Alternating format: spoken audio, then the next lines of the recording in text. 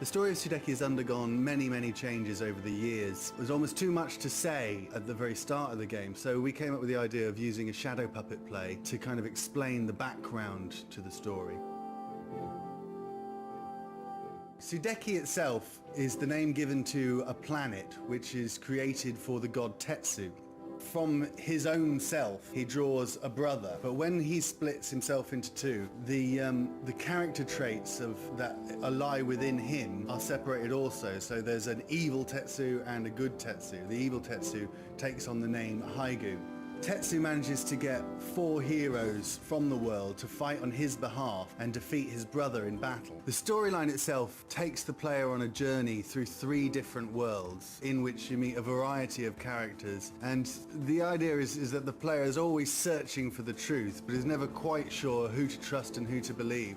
Each of the 4 characters in the main story has what you might term like a personality defect or a problem in their lives that at the start they're almost unaware of.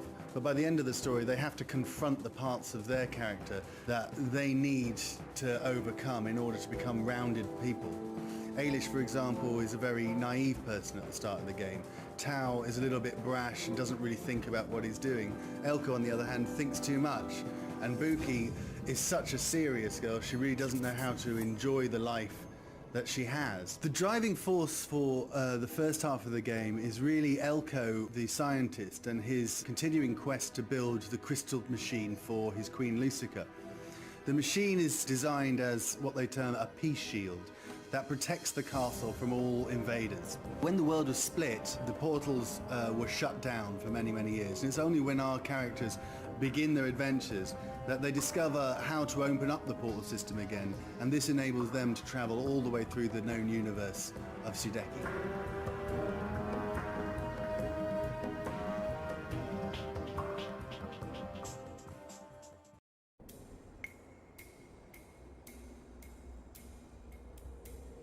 Sudeki's got a blend of 4 different characters, and they've all got their own individual looks and their own individual talents and skills which the player has got to utilise to make way through the game. At the start of Sudeki's development, we had a style that was a lot more cutesy and quite clearly Japanese-inspired. The initial look was very geared towards attracting fans of the Japanese-style RPG genre as well as Japanese animation fans. We did a lot of focus testing during these early stages, and the results encouraged us to push the boundaries of the style further and try for something a little bit more adventurous. Ailish plays the part of a princess who is kind of rebellious and really a little bit naive about the whole of the world that she's in and the world that she'll one day grow to rule. Ailish has the power to reveal hidden objects.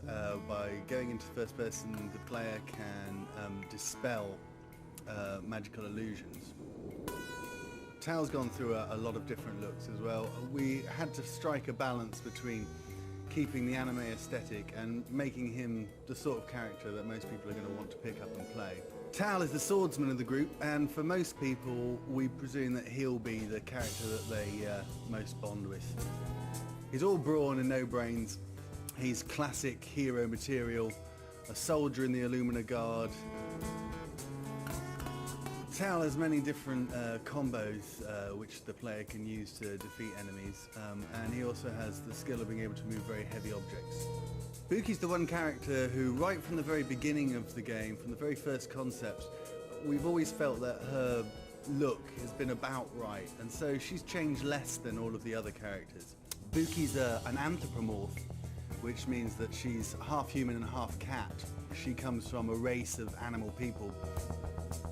She counteracts Ailish's rather flighty nature by being a very serious and austere girl. She has some of the finest skill effects in the game, I think. Because she fights with the claws, and because of her fighting style, which is naturally very athletic, lots of great big complicated combo moves and flips and jumps and all sorts. Buki's a very athletic character, and as you can see, she uses her claws to climb into inaccessible areas. But eventually, through many different character designs and redesigns, we boil down to this half-robotic Dutch fellow. Elko's the oldest member of the group. He's spec'd out as being 25. He's also the only one that's married in the game. So he's got a very different feel to most of the characters you'd meet in an RPG. His skills are all about his ability ability to invent. He also has the added advantage of being able to fly with a rocket pack, which is always good fun, and shoot with a variety of deadly first-person weapons. He's obsessed with science and obsessed with the work that he's doing, and part of his story arc is just to get everything in perspective in his life.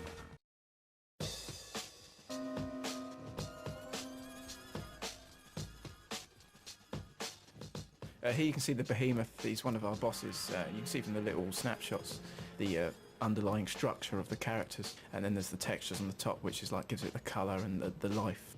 Here you can see the skeleton of Elish, one of our lead characters. You can see basically the skeleton is what we apply the animation to. The skeleton affects the mesh, which then is what you actually see in the game. Working as an animator in a team, you have to make sure that your work fits in with the style of the game.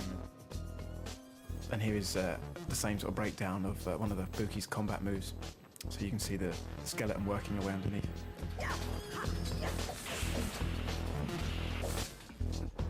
Here's Kren, one of our boss monsters. Here is the final intro to the boss as it appears in the game.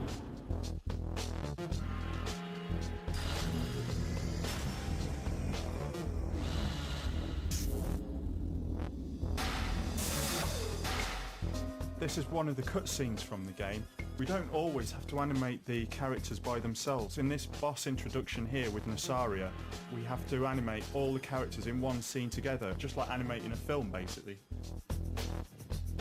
Here you can see Maya, the package we use to animate our characters. You can see the basic skeleton underneath the mesh, which is what we use to manipulate and create the poses.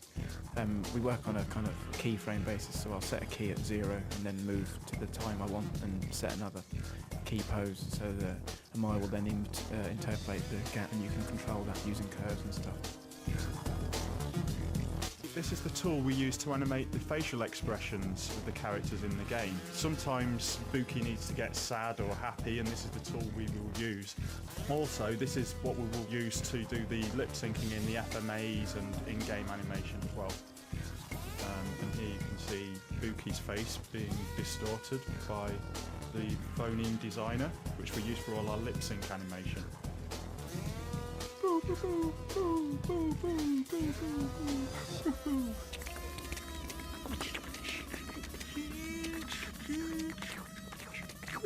Don't.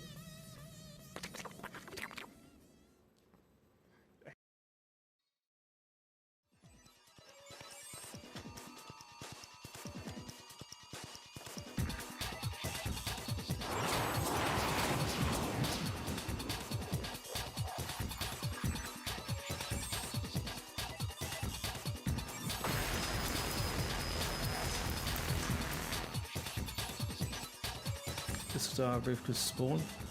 We used bones and particles to create the dust, and dynamics for the rocks. The idea for this Rivka spawn was it spawns from the ground, so it looks like it's being released from hell, and that to work quite closely with the animators to get it in time. There's a number of different ways in which the polys and particles can interact with each other to combine visual glows. Most of it's additive. There's also a few occasions where we use subtractive passes. Effectively what it means is when the particles are overlaid one on top of the other, they combine the values together to make a bright centre. And the texture then becomes particles that end up looking like they're all merged into one, as opposed to lots of facing sprites. This is a particle system for Elish Scud Attack, and we basically use sprites, which are 2D cubes that always face the camera, and allows us to map textures onto them.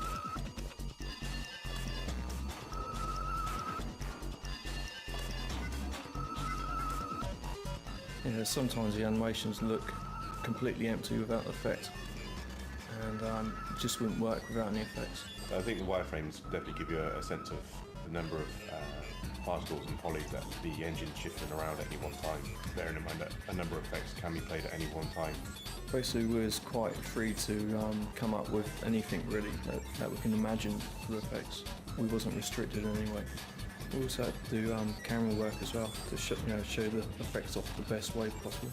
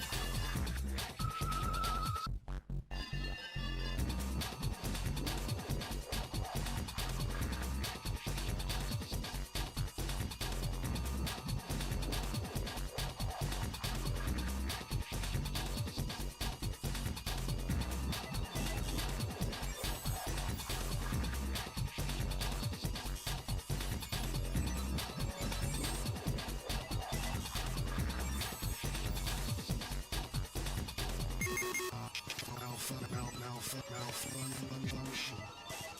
My brain is dying. Less than an hour and a half.